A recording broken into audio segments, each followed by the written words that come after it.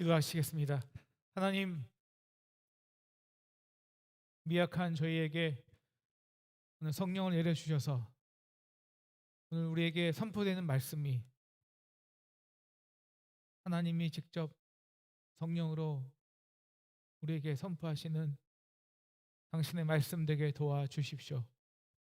인간의 부정한 입술을 제하시고 지단 숯불에 그 뜨거운 성령으로 태우사 하나님의 말씀만 선포되게 도와주십시오. 예수님의 이름으로 기도했습니다. 아멘. 뭉치면 살고 흩어지면 죽는다. 1945년에 이승만 45년 10월 17일 이승만 대통령이 한민족의 대동단결을 위해서 외쳤던 말입니다. 인류는 실제로 이 뭉치는 단결을 통해서 여러 고난과 도전을 극복하며 살았습니다. 그런데 또 하나의 인류를 위대하게 발전시킨 흐름이 있는데요. 그것은 흩어지는 흐름, 역사입니다. 그래서 우리는 지금 이렇게 외치고 있죠. 뭉치면 죽고 흩어지면 산다. 정은경 그 방역 대책 본부장이요 남긴 유명한 말이 있습니다. 코로나19 시대에 연대하는 방법은 모두가 흩어지는 것이다. 여러분, 그 뭉치는 역사와 흩어지는 역사 중에서 어떤 것이 더 인류를 위대하게 발전시켰을까요? 저는 흩어지는 역사라고 단언합니다. 뭉치다 보면 어쩔 수 없이 권력이 소수에 집중될 수밖에 없고, 그래서 사회가 지배층, 기득권층, 피지배층으로 나뉘게 되죠. 그러면 역사의 발전의 동력을 상실합니다. 하지만 우리가 흩어져서 어쩔 수 없이 새로운 것에 도전할 때 우리 안에 있는 하나님이 주신 창조의 역량이 어쩔 수 없이 개발되고 있는 것을 우리가 알 수 있습니다. 이러한 이 흩어짐의 역사를 주도한 것이 있습니다. 바로 코로나 같은 전염병입니다. 그 유럽 중세를 덮친 전염병이 있죠. 바로 흑사병입니다.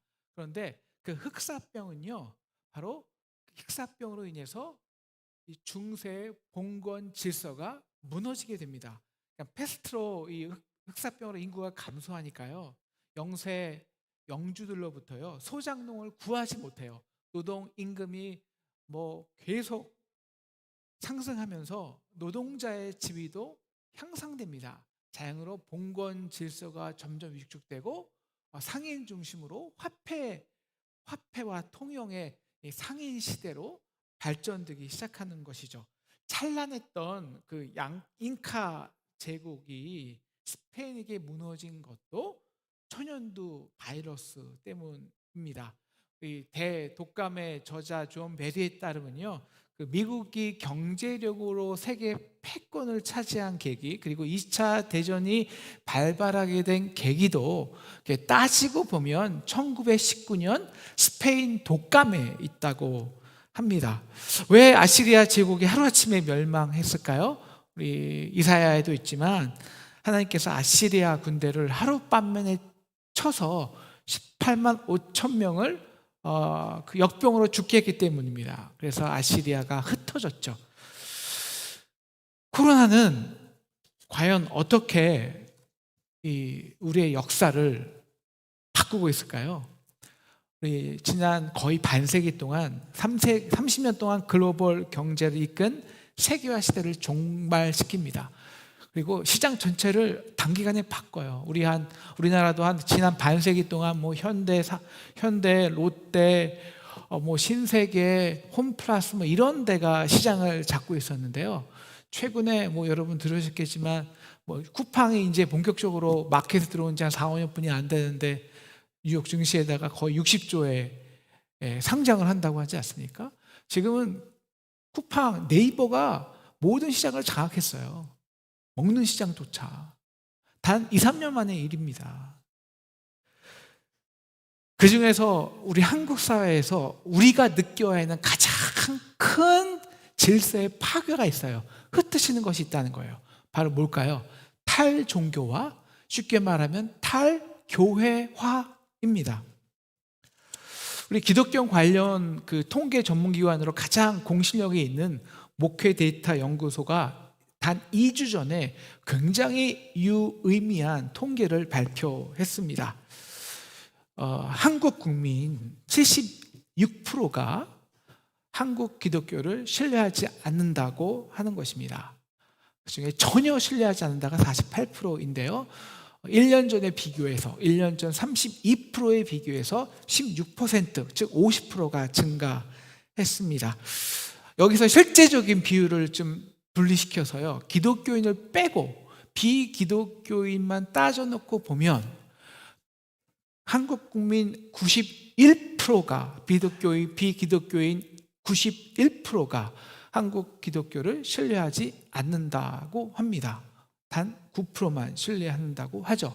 그 중에서도 젊은 세대 30대를 보면요, 100명 중에 5명, 많아야 6명만 기독교를 신뢰한다고 하고 95명은 기독교를 신뢰하지 않는다고 대답합니다.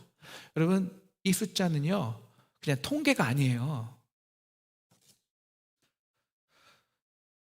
한 나라에서 특정 종교의 사회 신뢰도가 10%가 떨어졌다는 것은요, 그 사회에서의 그 종교의 지속 가능성이 제로라는 겁니다. 역사적으로 사회 신뢰도가 10%가 미만인 종교가 그 사회 속에서 유지한 경우는 제가 아는 한 번도 없습니다.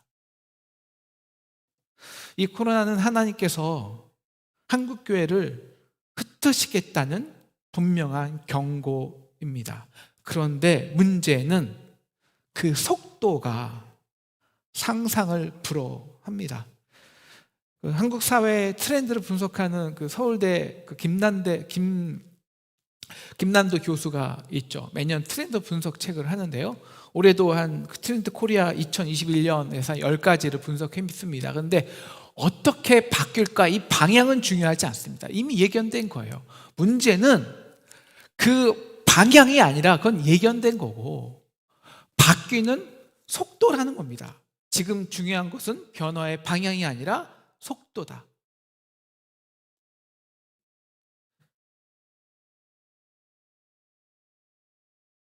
코로나의 변화는 우리가 상상할 수 없을 정도로 빠르게 진행되어서 대부분의 사람은 하다가 넋 놓는 사이에 완전히 재편된 질서에서 패자로 살아간다는 것이죠.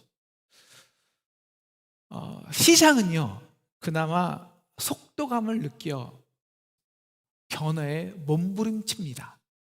그런데 사실 그 시장보다 더 타격이 가장 심한 교회는 오히려 이 사회의 그 어떤 주체보다 그 속도감을 가장 느끼지 못하는 단체입니다. 왜 그럴까요? 교회는 사회와 분리되어 스스로 성을 쌓고 담을 쌓고 있기 때문입니다. 사실 신뢰하지 못하는 사람들의 단연 1위가 48%가 교회란, 이번에 코로나를 통해 더 심해졌겠죠. 교회란 자기만 아는 이기적 집단이지 사회 공공성은 관심이 없고 헌신이 없는 집단이라는 것이죠.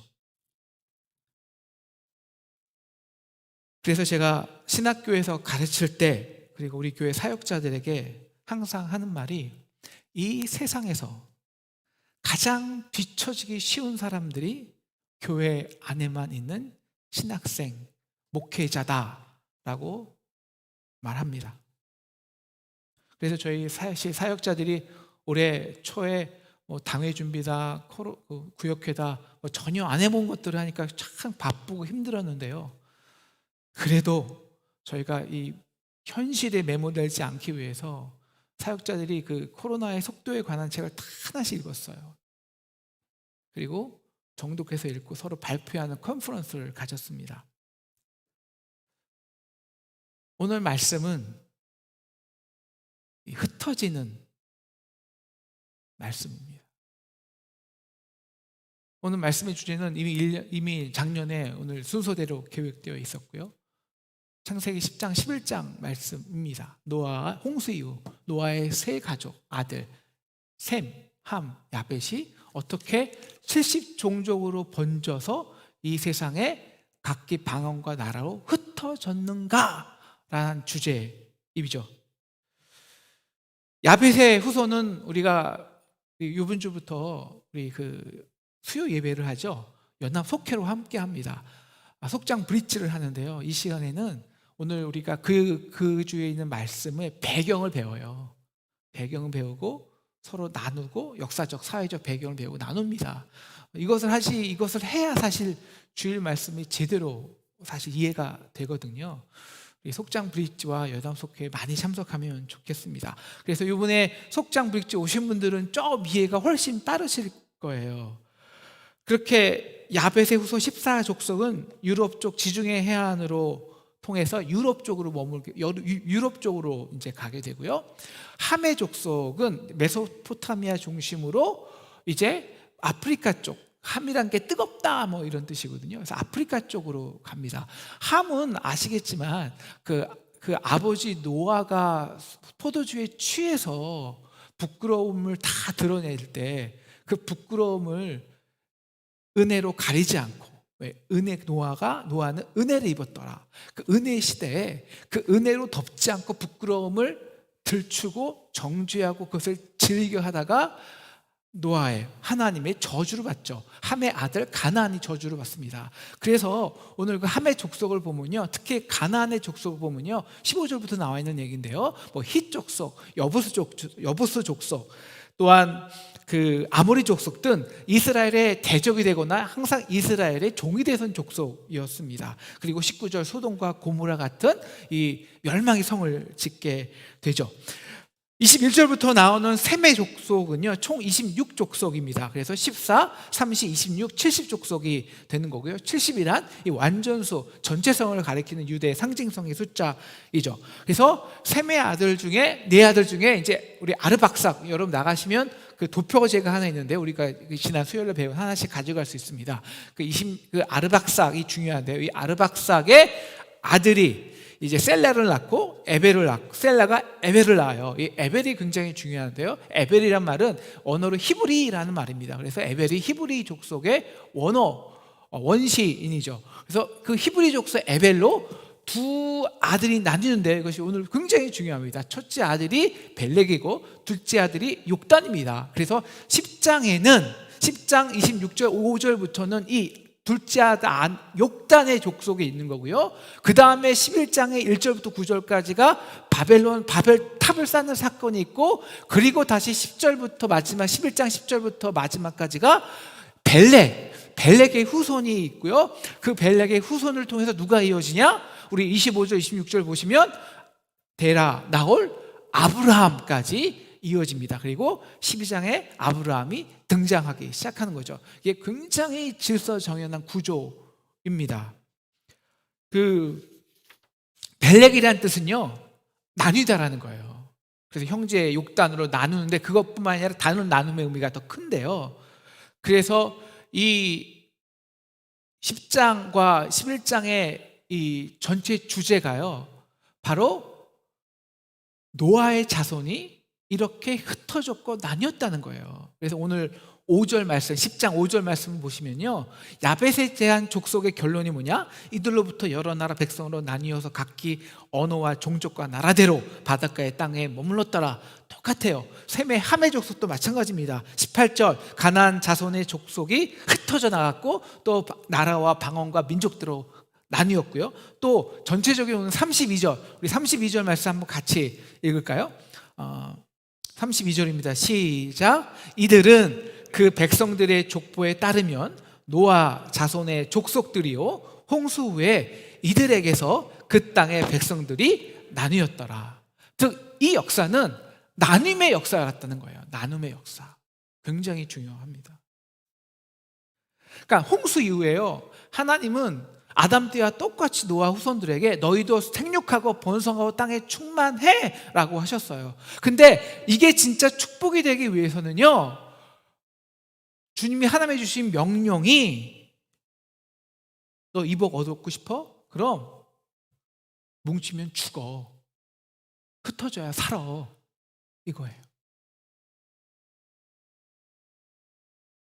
그러나 노아는 은혜를 입었더라. 여러분, 홍수 이후의 관계를 우리가 배웠죠. 절대적인 언약 관계입니다. 하나님이 그 풍성한 하나님의 사랑, 성부, 성자, 성령의 그 엄청난 사랑 안의 관계로 너희를 인치시겠다는 거예요, 우리를. 그래서 은혜 안에 들어오는 거라고요. 그런데 아직 우리는 노아의 후손이잖아요. 즉 노아는 아담의 후손이고 가인의 DNA가 우리에게 있습니다. 여러분, 아담과 가인의 DNA가 무엇입니까? 하나님과의 관계를 이탈하여서 스스로 성을 쌓는 거예요. 그래서 노아가 하는 게 뭐입니까? 에녹성을 쌓잖아요. 하나님을 이탈한 사람은 스스로 자기를 보호할 수밖에 없어요. 가인이 자기 손으로 타인을 죽였습니다. 이것은 타인도 그들의 손으로 나를 죽일 수 있다는 거예요. 그러므로 나는 성을 쌓아야 돼요. 보호해야 돼요. 그래서 가인의 후손들이 누가 됩니까? 라멕이요. 라멕의 아나, 아다, 실라, 그들의 후손이 누굽니까? 다 꾸미고 치장하고 무기 만들고 노래 부르고 그렇게 스스로 자기 성에서 즐기는 자들이 되잖아요. 그 DNA가 우리에게 분명히 있다고요. 죄인이라고요. 그런데 은혜를 택함을 입어서 지금까지 온 거예요.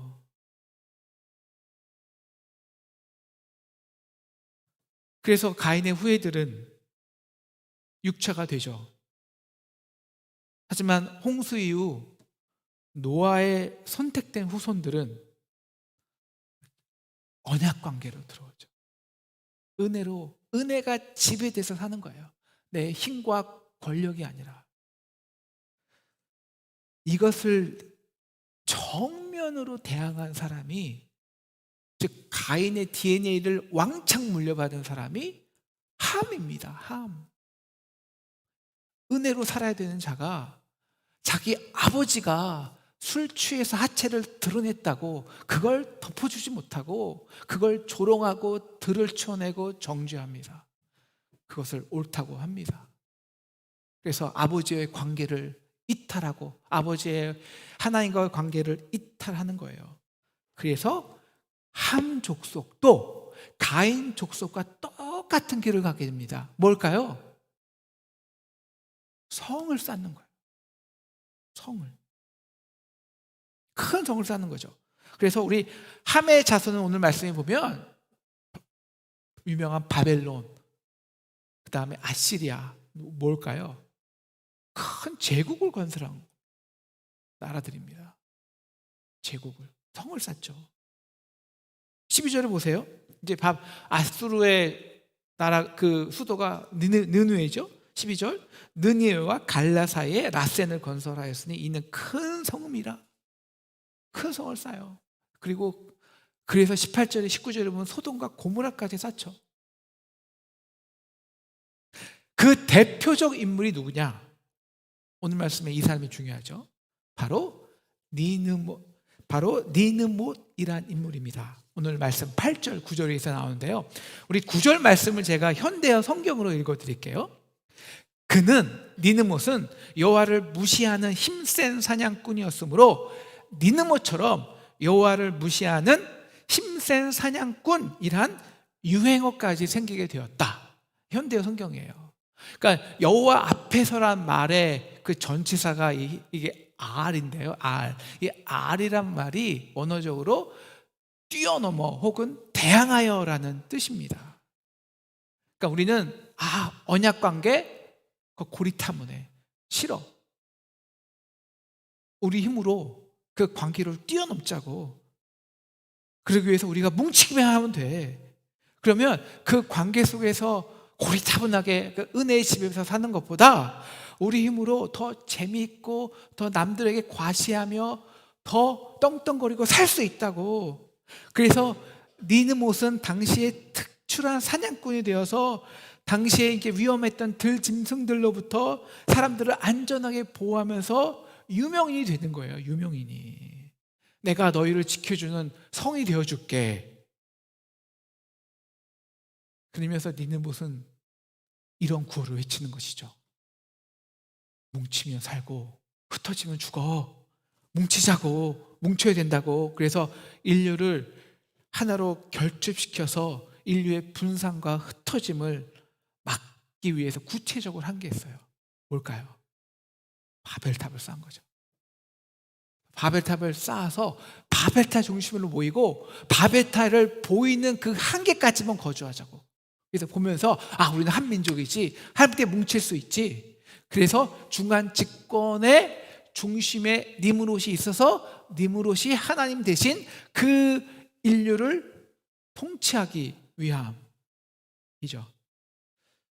그렇게 하나님은 자기들끼리 뭉쳐서 하나님을 대적하려는 자들을 홍수 이후에 이 땅에 철저하게 흩으십니다. 그래서 흩으시는 역사라는 거예요. 왜 흩으실까요?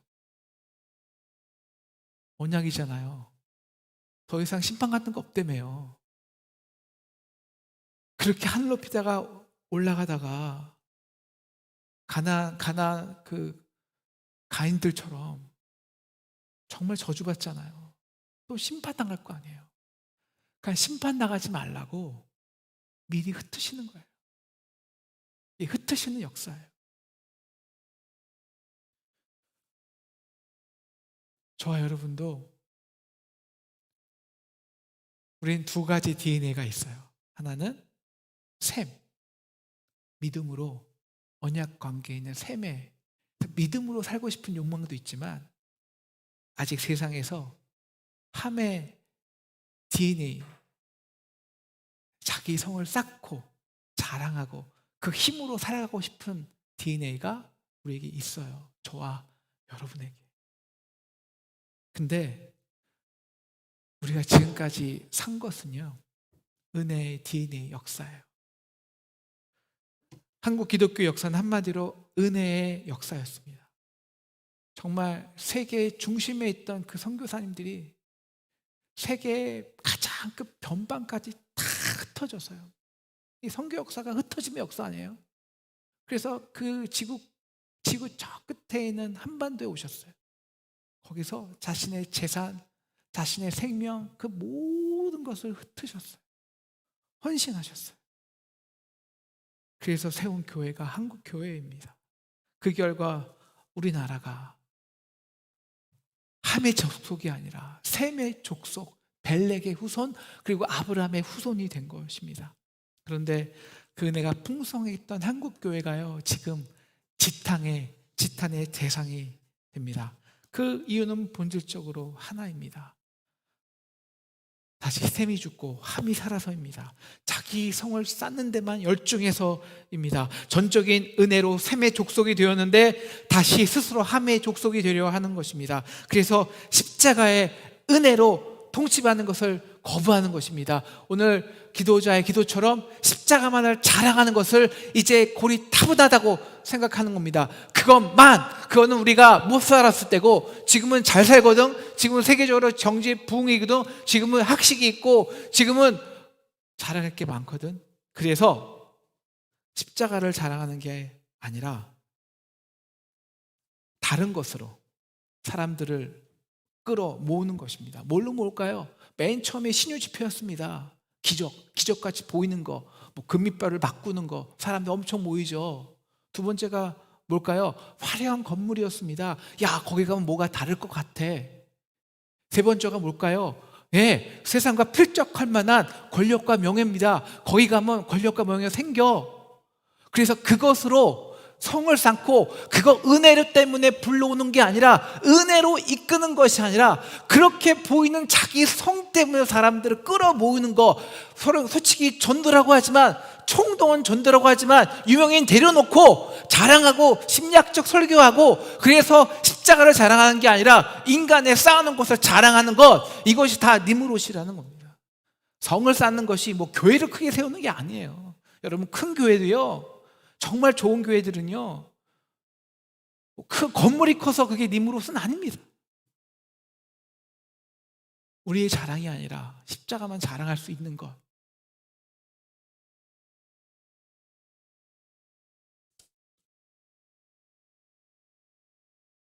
왜 하나님은 코로나로 이 한국 교회를 이처럼 철저하게 흩으셨을까요?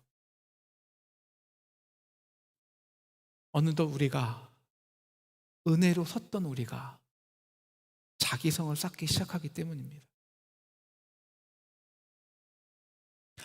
그럼 우리는 어떻게 해야 될까요? 그냥 우리 다 흩어져야 될까요? 교회 나오지 말고 그냥 흩어져서 자신의 방법대로 신앙생활하면 될까요? 그래서 우리가 마지막으로 주목해야 되는 셈의 족속이 있습니다. 바로 욕단이 아닌 벨렉이죠. 그러니까 욕단이 후손이 먼저 나오고 바벨탑 사건이 나오고 10장 10절부터 벨렉의 사건, 벨렉의 조상들이, 족속들이 나온다고 배웠죠. 의도적인 거예요. 바벨탑 사건으로 두 족속이 분리시킨 거예요. 굉장히 의도적입니다.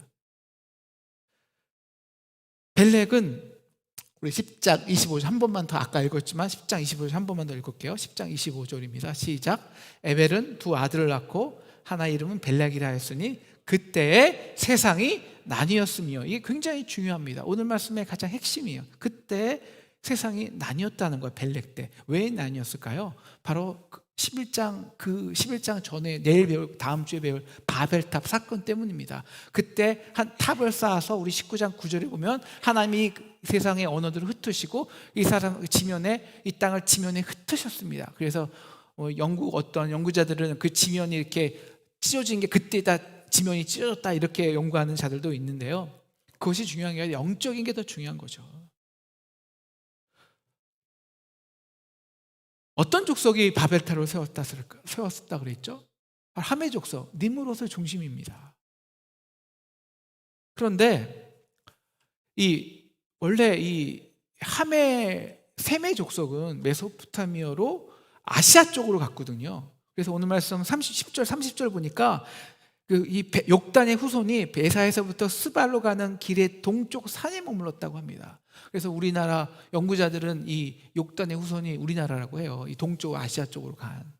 그런데 어떤 이유에서건 이 벨렉이요, 형제 이 욕단과 함께 동쪽에 가는 것을 멈추고 다시 분리되어서 서쪽 바벨론으로 갔다는 거예요.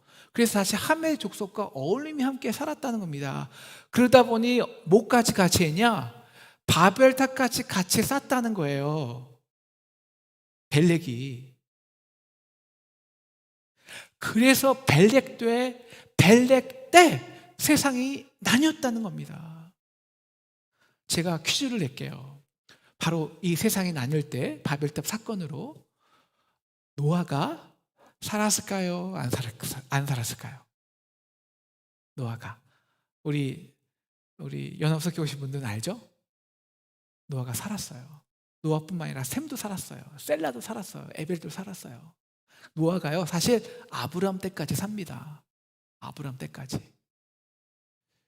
여러분, 홍수 시판을 겪은 노아와 셈의 그 조상들이, 자기 후손들이 그 니므롯과 함께 섞여서 그 바벨탑을 쌓는 것을 보고 얼마나 아팠을까요? 그걸 바라보는 하나님은 또 얼마나 아팠을까요? 계속 쌓으면 또 심판이 있잖아요. 나 심판 안 한다 했잖아요. 그래서 흩으시는 겁니다. 흩으시는 거. 여러분, 이 흩으시는 것은요, 그 세상 민족에 대해서는 흩으시는 거예요. 오늘 말씀 제목이 흩으시는가 분리하는가 아닌데요, 세상에 대해서는 흩으시는 것이지만 바로 그래서 우리 같은 영적 셈의 민족에게는 그 세상과 분리시는 거예요. 세상은 흩어지지만 우리는 그 세상과 동시에 분리되는 거라는 거예요. 하나님이 코로나로 이렇게 세상의 질서를 흩으시는 것은, 세상은 그래 너 다시 질서를 재편해, 이것도 유의미하지만 더 중요한 것은 우리라는 거예요. 너는 분리돼 라는 경고와 축복입니다. 그래야 우리의 후손들이 구원의 역사를 이어갈 수 있다는 거예요. 그래서 벨렉 때 나뉘었다는 거예요. 그리고 벨렉 때 나뉘고 분리되어서 벨렉의 자손들이 있어요. 벨렉의 후손들 누굴까요? 벨렉은 르를 낳고 르는 수룩을 낳고 수룩은 나홀을 낳고, 이제 기억나시죠? 나홀은 데라를 낳고 데라는 아브라함을 낳았다는 거예요. 그래서 벨렉 때 나뉘어서, 비록 우리는 아직 죄의 본질을 갖고 있어서 은혜로 받았지만 어쩔 수 없이 인간의 죄로 바벨성을 쌓지만, 그래도 코로나 같은 경고로 세상을 흩으실 때 우리로 하여금 너는 분리돼, 너는 분리돼. 그래서 그나마 우리의 후손들은 아브라함의 믿음의 후손이 되었다는 거예요. 그래서 아브라함의 축복, 아브라함에게 내가 너에게는 바다의 모래알 같은, 하늘의 별과 같은 수많은 믿음의 족속을 주겠다는 거고, 그를 통해서 세계 만민이 복을 받겠다는 거예요. 그 민족이 너희가 나뉘어야 분리돼야 그 민족이, 너희 자손이 그 민족이 된다는 거예요. 그리고 12장에서 아브라함은 이렇게 시작하는 거예요. 아브라함은 불러서 너희 본토 친척 아버지 집을 떠나라, 아버지 집에서 분리해라는 거예요. 왜? 아버지 집은 바벨성을 쌓았으니까. 그래서 아브라함 때 믿음에 갈 바를 알지 못하고 믿음의 여정을 시작하는 거예요. 그래서 그의 후손이 다윗과 다윗의 자손 예수 그리스도를 통해서 오직 은혜로 지배되는 그리스도의 나라가 이 땅에 세워지는 거예요. 신약까지. 그래서 11장 바벨탑 사건을 중심으로 욕단과 벨렉이 나뉩니다. 바벨탑은 심판이지만 그것은 셈의 족속을, 특히 벨렉을 이 땅의 함의 니므롯의 사람들과 분리시키려는 하나님의 축복이라는 거예요. 그래서 벨렉 때 세상과 나뉘었다라고 하는 것입니다.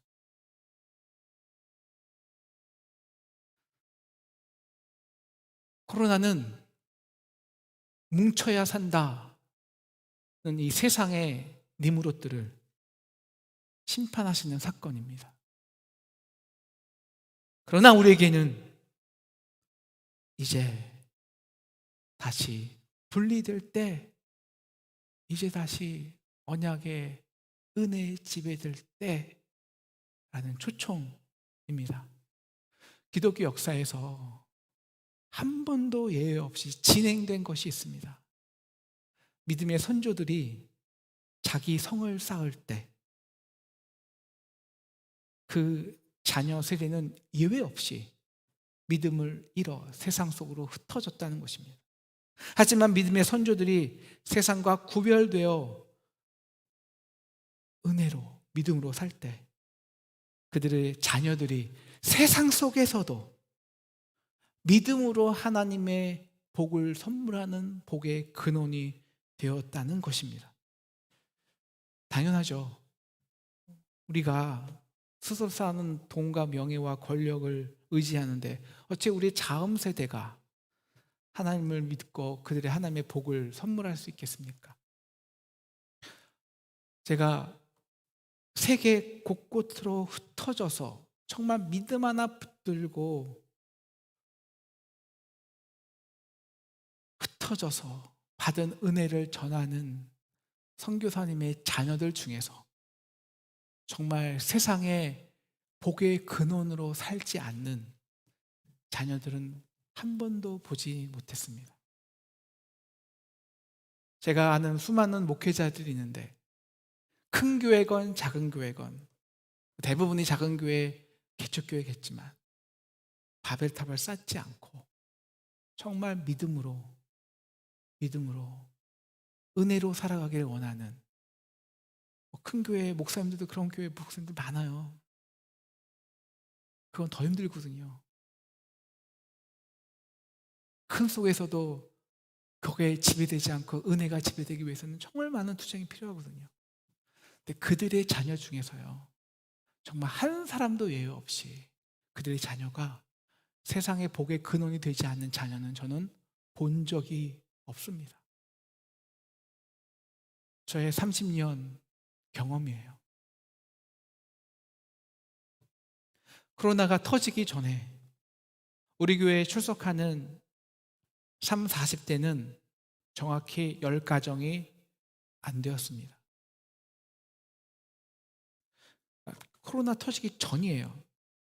그러니까 코로나 없이도 그때 제가 분석하고 함께 어떤 분과 함께 나름 전문가와 함께 시뮬레이션 한 결과 코로나 없을 때입니다. 교회가 큰 문제 없이 한 5년, 6년 이대로 가면 저희 교회는 정확히 200명대로 떨어지는 결과를 보았습니다. 그런데 코로나가 덮쳤습니다. 코로나로 가장 타격을 입는 교회는 큰 교회도 아니고 아주 작은 교회도 아니고 300에서 500명 사이 같은 저희 교회입니다. 그런데 코로나가 흩어지게 하는 이 속도는 상상을 불허합니다. 그런데 우리만 못 느끼고 있습니다. 우리만.